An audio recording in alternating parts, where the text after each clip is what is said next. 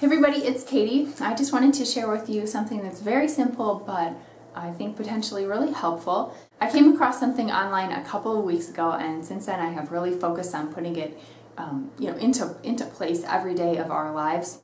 It is right here behind me, these letters B-O-R-E-D for board, and then various words working off of them. The original context that I saw this in was sort of like geared towards parents of older children who are like off of, on school break now for the summer, and the sort of novelty of that has worn off, and you hear a lot of like, I'm bored, what can I do kind of things. And so these are different ideas for things for kids to be engaged in so that they're not bored. I think that it's really sort of a profound thing that these are really 5 elements that I think can make a really good day with kids of any age. I think these 5 things really kind of cover the bases in giving kids fulfilling their needs and for growth and development and stuff. They can also help keep peace in your house and burn off energy and just generally make it a good day for everybody in the family. So if you can't see this, the first one says, been creative. So these are questions like, oh, you're bored, have you been creative today? This is something I really try to incorporate in our lives every day. The subtitle of my channel has always been Creative Family Life on a Budget. The creative part is really important to my husband and myself. I think that kids are naturally creative. It's something that they're naturally drawn to, and just a wonderful thing to kind of tap into. It makes things really interesting. So for us, that can be anything from like art projects like you might think of, finger painting, drawing, whatever, but it can also be sensory activities. It can be building with blocks or Legos, or letting your child just explore different sort of materials around your house. Just giving them an opportunity to see things and experience things in a new way. Kids' inherent creativity is really exciting to me, and it's always a top priority in our house. Second one is outside play.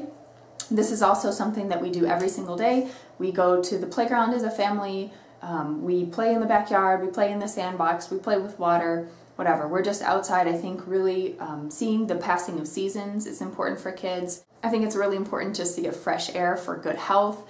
I think being outside and being exposed to new sights and sounds and smells and things really helps you tap into your creativity, so it all sort of works together. The third thing is read a book.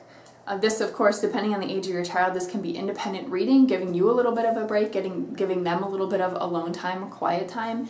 If your child is younger, it's you reading to them.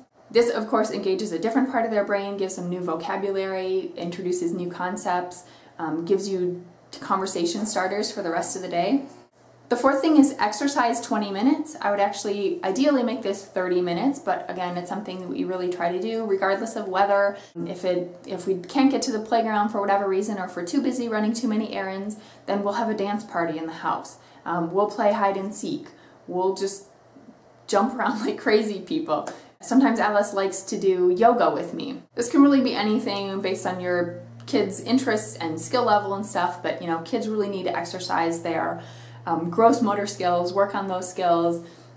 They just need to move. I don't need to tell you that kids have boundless energy, and when they're cooped up, when they don't have a way to kind of express that and work through that, at least in my experience, that's when there's problems. That's when there's tantrums and just feeling like unsatisfied. I know that if I go a long time without any kind of exercise, I start feeling just kind of cranky and bored and stagnated and just not really happy with myself, and I think it's the same for kids. The fifth thing is done something helpful. And this is like a win-win. If you have an infant, this is going to be a little bit tricky, but even for young toddlers, when Alice was just about a year old, she was helping me transfer laundry, fill laundry baskets and stuff. This can be something you just incorporate into your regular days where kids have regular responsibilities. But I think that sense of contribution to the family is really important. It's a self-esteem builder. It's just generally a positive thing. Being able to do something that they know is pitching in, and they're going to get positive reinforcement for it. They're going to get praised for it. They're going to earn allowance maybe if they're older. Even outside of chores, this can be something like picking some toys to donate to other children, or drawing a picture and sending it to a friend, or taking a treat to a neighbor. Positive social interactions are something adults need, and of course kids need them too. If I were to expand upon this list of 5 elements just a little bit, it would be to add a 6th thing, which is one-on-one time. If you have more than one child, if you are a 2-parent household, just have one-on-one time, like dedicated time with, for each parent-child combo. I know it can be really hard to make that time, to find that time, but it can be something really simple, like just a little 5-minute tickle fest. It could be an impromptu tea party, whatever. What I've noticed with my kids is that they really thrive in just having that undivided attention and a little bit of time just to feel special every day. So those are my 5, possibly 6 elements to having a good day as I see it. I know these are really simple things. They probably seem pretty obvious, but like I said, it's really been helpful to me to have just the visual reminder and really just be intentional about that. If you're a big planner, try to incorporate each of these elements into your plan for the day or the week, and just see if everybody is happier, if things run smoother, if you feel more satisfied. I tend to be pretty spontaneous with our days, but just having this visual reminder in our kitchen area that I can glance at and think, okay, like what are we missing here?